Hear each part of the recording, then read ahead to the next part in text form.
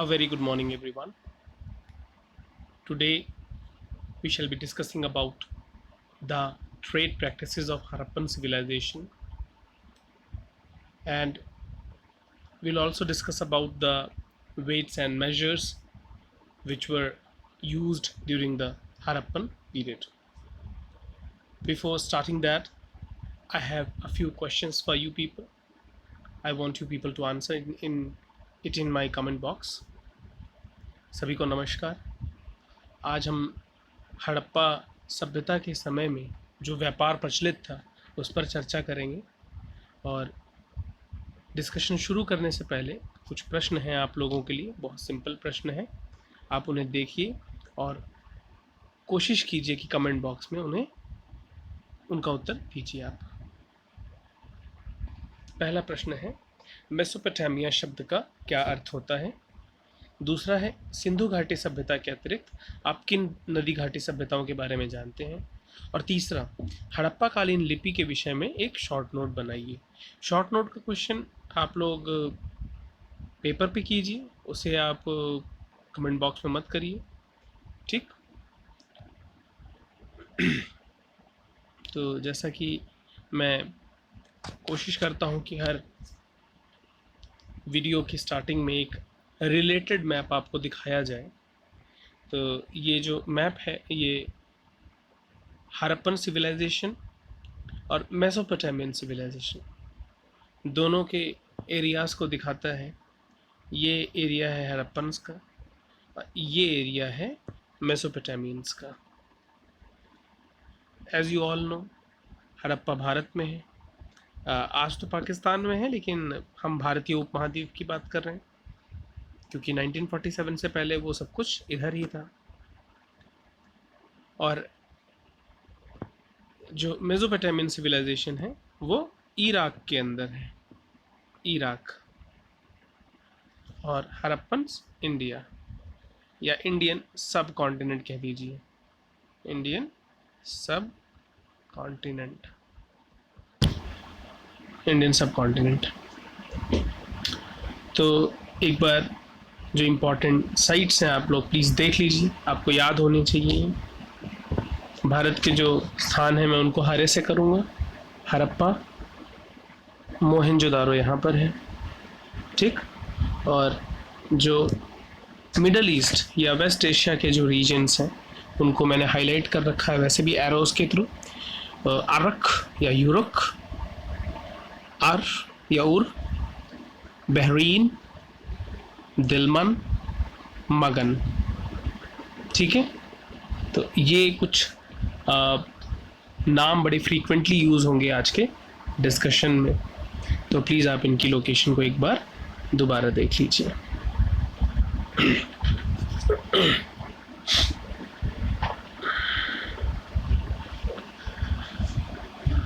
तो जैसा कि आप लोगों को पता है कि आज हमारा जो टॉपिक है वो है हड़प्पन ट्रेड. तो हम मेनली बात करेंगे कि ट्रेड होता क्या है.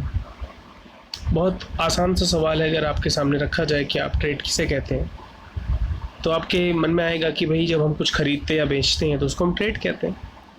तो यही चीज़ यहाँ पर भी लागू है. जब भी हम कुछ खरीदते हैं तो हम उसे ट्रेड कहते हैं, बाइंग और सेलिंग ऑफ गुड्स.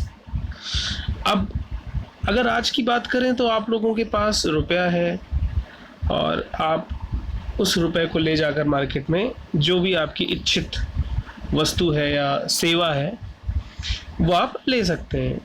लेकिन जिस टाइम पीरियड की बात हम कर रहे हैं, हम कॉपर एज की बात कर रहे हैं. ऑलमोस्ट 5000 साल पहले सिक्के और नोट ये सब चीज़ें नहीं इन्वेंट हुई थी. तो वो लोग जिस तरीके से व्यापार करते थे हम उसको बोलते हैं बार्टर सिस्टम. बार्टर सिस्टम यानी ऑब्जेक्ट्स को एक्सचेंज करना. तुम्हारे पास जो है तुम मुझे दे दो, मेरे पास जो है मैं तुमको दे दूंगा, ठीक है? एक्सचेंज. बार्टर सिस्टम के बारे में आप लोग जानते होंगे अगर आप लोग इकोनॉमिक्स के छात्र हैं. या सिंपल सा है कि भाई अगर मुझे आलू चाहिए और किसी व्यक्ति को टमाटर चाहिए, मेरे पास टमाटर है उसके पास आलू है, तो हम बहुत आसानी से इसको एक्सचेंज कर सकते हैं. लेकिन बार्टर सिस्टम की एक छोटी सी प्रॉब्लम है जिसको हम इकोनॉमिक्स में बोलते हैं डबल कोइंसिडेंस ऑफ वांट, यानी जो मुझे चाहिए वो किसी के पास हो, जो उसे चाहिए वो मेरे पास हो। ये एक कोइंसिडेंस है। ज़रूरी नहीं है कि हर व्यक्ति को टमाटर ही चाहिए हो या हर व्यक्ति को आलू ही चाहिए हो। किसी को बकरी भी हो सकती है, किसी को भैंस चाहिए हो सकती है। तो इसको हम बोलते हैं problem of double coincidence of want. तो ये एक प्रॉब्लम बार्टर सिस्टम में आती है। तो ऑब्वियसली ये हड़प्पन ने भी इसको फेस ज़रूर किया होगा। तो मेनली इसको मिटिगेट करते हैं कि भाई हम एक जनरल ट्रेंड होता है कि वहाँ के लोगों को वो चीज़ पसंद होती है, तो वही हम लेकर जाते हैं, और हमें जो चीज़ उनकी चाहिए होती है हम ले आते हैं। जैसे कि मसलन मैं आपको बताऊं, जो ये मेसोपोटामियन सिविलाइजेशन है वैसे तो एक फर्टाइल रीजन में थी, लेकिन अगर हम इंडिया की बात करें तो इंडिया खेती बाड़ी के जो सामान हैं, जंगल से रिलेटेड जो प्रोडक्ट्स हैं, फॉरेस्ट प्रोडक्ट्स इंडिया में बेटर मिलते हैं। तो और जो उधर का एरिया है वहाँ से मेटल आ जाता था, कॉपर आ जाता था, और यहाँ से फॉरेस्ट प्रोड्यूस और एग्रेरियन प्रोड्यूस, खेती से रिलेटेड चीज़ें वहाँ जाती रही होंगी। तो ये बार्टर सिस्टम के थ्रू ये सब चीज़ें होती हुई होंगी। तो अभी जैसे मैंने आपको बताया कि व्हेन वी बाय और सेल गुड्स एंड सर्विसेज, तो एक छोटा सा मैंने चार्ट बनाया हुआ है ताकि जो विद्यार्थी पिक्टोग्राफिक तरीके से ज़्यादा समझते हैं, जिन्हें पिक्चर्स के थ्रू ज़्यादा समझ में आता है, तो ये एक बहुत छोटा सा टेबल है। वैसे तो छोटे बच्चों के लिए है, लेकिन इसको मुझे अच्छा लगा तो इसलिए मैंने इसको डाला। अब यहाँ पर 1 2 3 4 कॉलम्स हैं और 3 रोज़ हैं यहाँ पे। तो इसके अंदर गुड्स सर्विसेज गुड्स लिखा हुआ है, लेकिन ये प्रॉपर ऑर्डर में नहीं है। अब जैसे कि ये गाड़ी है, वैसे तो गुड भी है, लेकिन गाड़ी जो चलती है, जैसे आप फेरीज लेते हैं या जब आप टैक्सी लेते हैं, तो वो एक सेवा है, ठीक है। तो टैक्सी है सर्विसेज में। In the same way internet facility भी सर्विसेज में ही आती है, और बार्बर जो होते हैं वो सर्विसेज में आते हैं। अगर हम गुड्स की बात करें तो shoe is a good pair of shoes, books ये गुड्स हैं, फल ये सामान है। तो सेवा और सामान, कमोडिटी, इनके एक्सचेंज को हम ट्रेड बोलते हैं, ठीक। तो let's move further. Type of trade, किस तरह का ट्रेड होता था उस ज़माने में तो 2 तरह से डिवाइड किया गया है। एक है इनलैंड या जो ज़मीन पर होता था, स्थलीय व्यापार, और एक है सी बाउंड ट्रेड यानी जलीय व्यापार, समुद्री मार्ग से जो व्यापार होता था। तो दोनों तरह से होता था, ठीक है, स्थलीय और जलीय, इनलैंड एंड सी बाउंड। तो जो मेन इम्पॉर्टेंट एग्रेरियन जो मटेरियल ट्रेड होते थे उस पर हम डिस्कस कर लेते हैं क्या क्या मटेरियल ट्रेड होता था और किन के साथ ट्रेड होता था, उसको हम अभी सब्सिक्वेंट डिस्कशन में अभी देखेंगे। चूँकि भारत में जो सभ्यता थी ये नदियों के किनारे थी और काफ़ी एरिया यहाँ का फर्टाइल था, तो इस फर्टिलिटी की वजह से इनका जो मेन फोटे था या जो मेन इनका प्रोडक्ट रहा होगा वो क्रॉप्स नहीं होंगी। बहुत सारी क्रॉप्स हैं, जैसे बार्ली है जिसको जौ बोलते हैं, वीट मतलब गेहूँ, मेलन सीड्स यानी जो खरबूजे के बीज, ऑयल क्रॉप्स लाइक सीसमे यानी तिल, मस्टर्ड सरसों, एंड डेट्स, खजूर भी उगाए जाते थे। खजूर जो सिंध बलूचिस्तान का इलाका है वहाँ पर, और जो मकारन कोस्ट है वो जो ईरान की सीमा के पास है वहाँ पर। सो ये किसानों द्वारा ट्रेड किए जाते रहे होंगे। और एक चीज़ और आपको मैं बता दूं कि भारत दुनिया में कॉटन का सबसे पुराना स्थान है। यहाँ पर कॉटन बहुत पहले से ग्रो करी जाती है, ठीक है। तो कॉटन के मामले में आप इसको याद कर लीजिए, एक फैक्ट है आप लोगों के लिए कि दुनिया में जो early form of cotton cultivation है या कॉटन का जो यूसेज है, तकली से उसकी कटाई करना और बाद में चरखे का पूरा कॉन्सेप्ट इंडिया में आता है, ये सब इंडस वैली सिविलाइजेशन के समय से चला आ रहा है। मैं चरखे की बात तो नहीं कर रहा, लेकिन मैं तकली की बात कर रहा हूँ जिसको हम स्पिंडल बोलते हैं, ठीक है। तो ये भारत में होता आ रहा था। तो मेन जो प्रोडक्ट थे जो हम भेजते थे बाहर, जो मेसोपोटामिया जो हड़प्पा से जाता था, वो एग्रेरियन प्रोडक्ट्स रहते रहे होंगे। और जो कमोडिटी ट्रेड था, यानी जो वस्तुओं का व्यापार था, उसकी अगर हम बात करें, कमोडिटी जैसा कि आप लोग जानते ही हैं, कमोडिटी का मतलब होता है वस्तु, वस्तु, ठीक। तो वस्तु यानी ह्यूमन मेड और ह्यूमन एक्सट्रैक्टेड, जो हम निकालते हैं खदानों से, जिसको हमने निकाला हुआ, ह्यूमन मेड या ह्यूमन एक्सट्रैक्टेड प्रोडक्ट्स को हम यहाँ पर रखेंगे। तो जो इंडस वैली सिविलाइजेशन के जो लोग थे, उन्हें बहुत तरह की कलाकृतियाँ बनानी आती थी। जैसे कि आप लोग जानते हैं कि they were specialist in mud and clay commodities, ठीक है। ये लोग पॉट्स बनाते थे, प्लेट्स बनाते थे, और glasses out of mud. Glass का मतलब यहाँ पर शीशे से नहीं है, ग्लास का मतलब यहाँ पर है ये कंटेनर से, ठीक है, टम्बलर से आप मान लीजिए। और मड की ये चीज़ें बेचते थे, यानी मिट्टी के जो बर्तन थे उसको बेचा जाता था। और जो ट्रेडर्स थे वो और भी बहुत तरह के फिनिश गुड्स जो होते थे उनको भी लाके बेचते थे। और कुछ कमोडिटीज़ की अगर हम बात करें तो शी शेल्स हैं, ठीक है। शी शेल्स का एग्जांपल मैंने यहाँ दे रखा है, ये देख लीजिए, शी शेल्स, ये आप एक बार ज़रूर देख लीजिए, बड़ी मेहनत से पिक्चर्स लगती हैं, ठीक। Seashells, then pearls and beads, मोती, और जो मनके होते हैं, मोती बड़ा कॉमन है इसलिए मैंने पेश किया, ये मनके हैं, ये बीड्स हैं। इनको मैं ज़रा हाईलाइट कर दूं ताकि आप लोग देख सकें। बीड्स, जस्ट अ मिनट, ये बीड्स हैं, बीड्स, मनके, ठीक, ये मनके हैं। और apart from this terracotta pot, और उनको पेंट करते थे। टेराकोटा पॉट का मतलब हाथ से बने हुए घड़े। अब आपके मन में आ रहा होगा कि सर अभी थोड़ी देर पहले आपने पहले ही बताया कि मटके बनते थे। देखो, वो चाक पर बना मटका था, यानी जो पॉटर्स व्हील था उस पर बना। कुछ मटके लोग अपने हाथों से उनको आकार देते थे, तो ये टेराकोटा पॉट्स हैं, उनको पेंट करते थे। इसके अलावा ये लोग जेम स्टोन्स जो होते थे, जो राशि के नग होते थे, जो रत्न होते थे आभूषण के लिए, उनका भी प्रयोग करते थे। तो मैंने कुछ आपकी जानकारी के लिए यहाँ पे लिस्ट बनाई हुई है। टॉर्कोइज है, टॉर्कोइज ये सामने जो ब्लू कलर का एक दिख रहा है, बड़ा सुंदर रत्न होता है। उसी तरह लापिस लजूली है, ठीक है, इसका ट्रेड होता था, ये ज़्यादातर बाहर से आते थे, ठीक। और मेटल्स और जो पत्थर के जो औजार थे उनका भी ट्रेड होता था।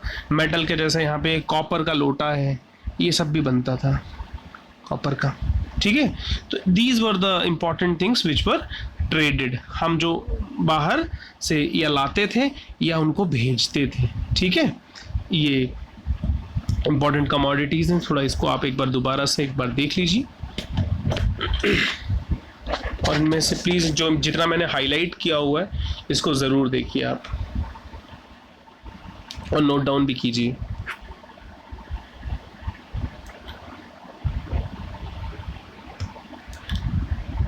यहाँ पे कुछ सैंपल्स मैंने हड़प्पन ज्वेलरी की लगाई हुई है, आप देख सकते हैं, ठीक है। आभूषण है ये, आभूषण,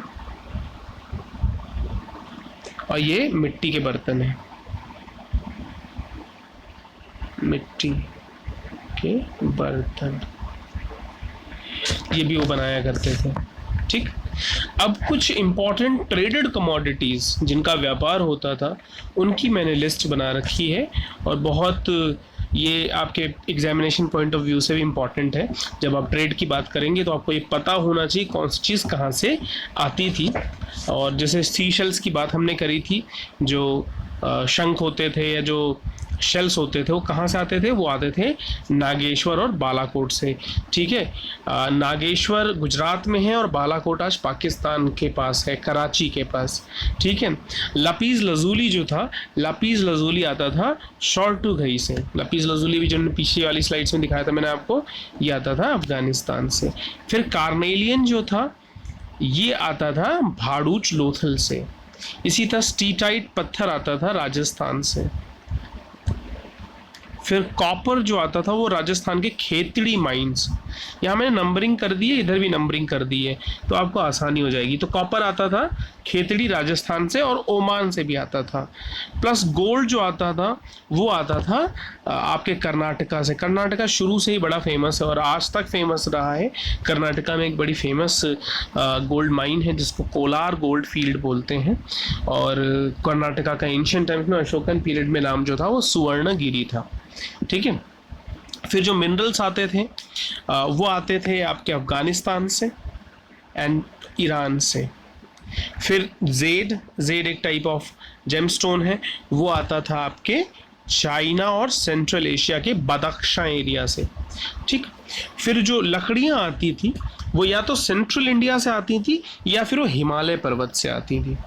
ये आप प्लीज़ नोट कर लीजिए, ये आपके एग्जामिनेशन पॉइंट ऑफ व्यू से काफ़ी इम्पॉर्टेंट है।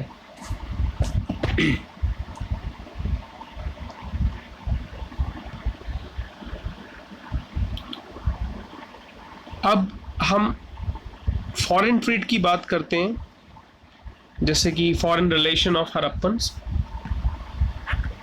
फॉरेन ट्रेड या फॉरेन रिलेशन की जब हम बात करेंगे तो हमारे पास कुछ सोर्स होने चाहिए। तो हमारे पास जो मेन सोर्स है वो आता है मेसोपोटामियन टेक्स्ट से। ठीक, मेसोपोटामिया के टेक्स्ट से। तो मेसोपोटामियन टेक्स्ट को हम पढ़ चुके हैं, हिस्टोरियंस ने उनको डिसाइफर किया है, क्यूनिफॉर्म स्क्रिप्ट पढ़ी जा चुकी है। तो वहाँ पर एज पर हिस्टोरियंस ये जो इंटरप्रिटेशन उन्होंने करी है, एक शब्द आता है मेलुहा। तो मेलुहा जो है वो हड़प्पा का नाम है। उसी तरह जो मगन नाम है वो ओमान का है और जो दलमन है वो बहरीन है। ठीक है, ये हम किसको रेफर कर रहे हैं? हम मेसोपोटामियन टेक्स्ट को रेफर कर रहे हैं।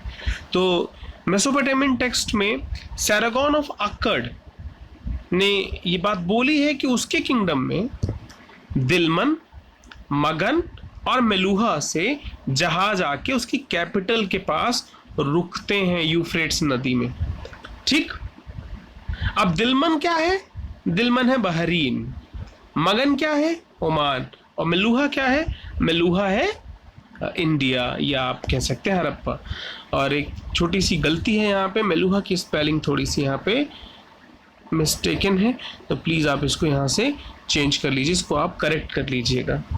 ओके, अब जैसा कि मेसोपोटामियन सोर्सेस कह रही हैं कि उनके यहाँ पर दिलमन, मगन और मेलुहा यानी हड़प्पा से जहाज आते थे। तो जहाज खाली तो आएंगे नहीं, ऑब्वियसली ट्रेड के लिए आते थे। घूमने का कोई टूरिस्ट स्पॉट तो उस ज़माने में ऐसा था नहीं और ना इस तरह का कॉन्सेप्ट हुआ करता रहा होगा। तो ये पर्पसली लोग आया करते रहे होंगे। इसी तरह हड़प्पा की एक सील में ऐसा देखा गया है कि बहुत बड़ी जहाज, पानी का जहाज, ठीक है, शिप, ठीक है, वो मिलता है। तो इसको देख के भी अंदाज़ा लगाया जा सकता है कि ये लोग समुद्री यात्राओं से परिचित थे। इसके अलावा मेसोपोटामिया में एक कहावत है, may your bird be the haja bird, may it call and be heard in the royal palace. मतलब कि आपकी जो चिड़िया हो वो हाजा बर्ड जितनी सुंदर हो और वो आपके महलों के अंदर उसकी आवाज़ चहचहाती रहे। तो कुछ आर्कियोलॉजिस्ट ऐसा मानते हैं कि जो हाजा बर्ड है ये और कोई बर्ड नहीं बल्कि पीकॉक है, जो मोर है। ठीक है, तो मोर के बारे में, और मोर दक्षिण एशिया से लेकर दक्षिण पूर्व एशिया तक माना गया इसका क्षेत्र। तो मोर का रेफरेंस होना और मेलुहा के बारे में जो उन्होंने ज्योग्राफिकल डिस्क्रिप्शन या जो फौना और फ्लोरा की डिस्क्रिप्शन दी है वो कहीं ना कहीं भारत से मिलती जुलती है। इससे भी पता चलता है कि हाँ, उनके रिलेशंस ज़रूर रहे होंगे इस प्रकार। तो मेलुहा के बारे में एक और बात बोली गई है मेसोपोटामियन टेक्स्ट में कि मेलुहा के जो लोग थे वो समुद्री यात्रा करने में माहिर हुआ करते थे, land of seafarers. Fine. तो अपार्ट फ्रॉम दिस, जैसा कि मैंने आपको पिछली स्लाइड में दिखाया था कि जो शिप्स थी और जो बोट्स थी ये Harappan seals and Mesopotamian seals में भी बराबर दिखाई पड़ती हैं। फाइन। अब ट्रेड का एक और मार्कर है, एक और तरीका है जिससे पता चलता है कि ट्रेड होता था, वो है standardised weights and measures of Harappans. Harappa में बाट मतलब किस प्रकार वेट एंड मेजर्स, बाट का मतलब होता है जैसे आप सब्जी खरीदने जाते हैं, आपको 5 किलो सब्जी चाहिए, तो आपको कैसे पता चलता है कि भाई आपको व्यापारी ने 5 किलो ही सब्जी दी है? क्योंकि उसके पास एक बाट रखा होता है, एक वेट रखा होता है जो स्टैंडर्डाइज्ड होता है और वो 5 किलो का होता है, जब तक उसमें कोई बेईमानी ना कर ली जाए। आज के ज़माने में भी मुश्किल काम है ये, आसान नहीं किसी को बेवकूफ़ बनाना है, फिल्मों में हो सकता है। तो ये जो बाट बनाने की प्रक्रिया है या जो मेजरमेंट का जो कॉन्सेप्ट है, ये शो करता है कि वो लोग व्यापार करते हैं और उनको गणित के बारे में यानी मैथमेटिकल स्किल्स उनकी बेटर रही होंगी, मैथ्स, ये चीज़ भी इंपॉर्टेंट है। मैथ्स प्लस ट्रेड, कैलकुलेशंस, और ये एक तरह से लिटरेसी का भी सिंबल है, लिटरेसी। फाइन।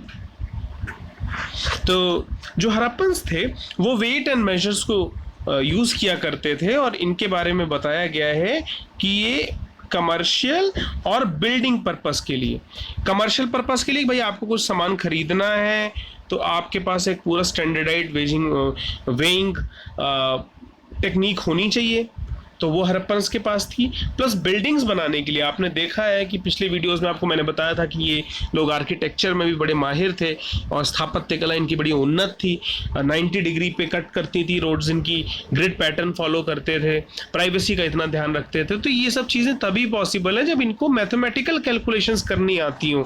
अगर आप और मुझे दीवार बनाने के लिए बोल दिया जाए तो हम दीवार को टेढ़ा कर देंगे। फाइन। तो ये लोग बिल्डिंग्स बनाने के लिए भी स्केल्स को यूज करते थे और कई ऐसी स्केल्स हमें मिली हैं। Several sticks inscribed with measure marks have been discovered. कुछ ऐसी स्टिक्स मिली हुई हैं जिनके ऊपर निशान पड़े हुए हैं। जैसे अगर मैं आपको दिखाऊं, स्टिक्स मिली हैं और उन स्टिक्स के ऊपर मेजर्स हैं, कितने सेंटीमीटर है, कितने मीटर, जैसे आज मॉडर्न टाइम्स में यूज करते हैं उसी तरह एंशिएंट टाइम्स में ये लोगों ने इसको बनाया हुआ था। देखो उनका मेजरमेंट हमारे मेजरमेंट से सेम नहीं हो सकता, बट ये मेजरमेंट का कॉन्सेप्ट उन्हें पता था कि ये स्टैंडर्डाइज्ड होना चाहिए। तो numerous articles used as weights have been discovered. तो ये जो आपको पिक्चर दिख रही है ये चर्ट स्टोन है, एक पत्थर है जिसको हम बोलते हैं चर्ट, इससे बना होता है, चर्ट से बना होता है। और इसको ये लोग जो पैटर्न फॉलो करते हैं वो सीरीज पैटर्न फॉलो करते हैं कि 1 2 4 8 64 एंड सो ऑन, उसी सीरीज में चलेगा। 1 2 4 हर नंबर पिछले वाले का डबल है, ठीक है। और डेसिमल सिस्टम भी ये लोग फॉलो करते थे। तो आप देख सकते हैं कि कितना ज़्यादा ये लोग उन्नत थे इन चीज़ों में। और एक लास्ट स्लाइड आप लोगों के लिए मैंने इंक्लूड करी है कि आप देख सकें कि उस ज़माने में ये लोग किस प्रकार व्यापार किया करते थे और किस प्रकार इन्होंने वेट एंड मेजर्स को यूज़ किया हुआ था। अगर आप इसे ध्यान से देखें तो ये एक तराजू है, तराजू जिसको हम बोलते हैं scale pan, scale pan. Fine. तो ये लोग तराजू का इस्तेमाल करते थे, प्लस ये लोग स्टोन्स, जो चर्ट स्टोन था, मैंने पिछले स्लाइड में आपको बताया था, चर्ट स्टोन से बने हुए वेट्स को यूज़ करते थे, जो या तो 1 unit, 2 unit, 4 unit, 8 unit, 16, 32, 64 so on, ठीक है। ये इनका पूरा सिस्टम ऑफ मेजरमेंट था, ठीक है। ये सिस्टम ऑफ इनका वेट एंड मेजर था। तो इससे पता चलता है कि काफ़ी उन्नत सभ्यता थी और व्यापार में भी इनकी काफ़ी दिलचस्पी और रुचि थी। ठीक है, तो आज हमने इंडस वैली सिविलाइजेशन के inland trade and foreign relations, किन देशों के साथ ये लोग व्यापार करते थे, बाकायदे उसको हमने समझा है। और क्या क्या आर्टिकल से लोग मैन्युफैक्चर करते थे, क्या क्या चीज़ें बाहर से मंगाते थे या क्या क्या चीज़ें बाहर भेजते थे, इसको हमने डिस्कस किया। अगर आपके कोई कमेंट हो, आपका कोई क्वेश्चन हो, आप प्लीज़ कमेंट बॉक्स में डालिए। Thank you very much.